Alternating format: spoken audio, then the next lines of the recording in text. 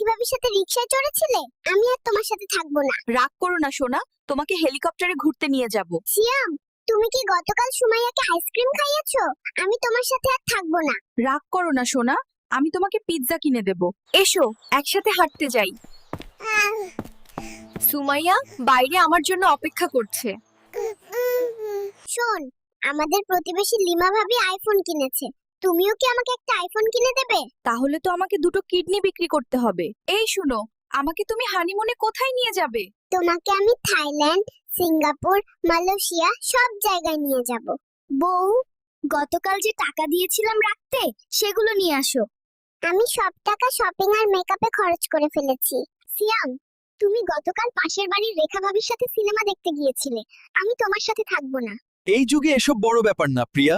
সিয়াম, তুমি কি গতকাল পাশের বাড়ির সাদিয়ার সাথে চাইনিজ রেস্টুরেন্টে গিয়েছিলে? আমি আর তোমার সাথে থাকবো না। আমি আর এমন ভুল করব না, সরি জান।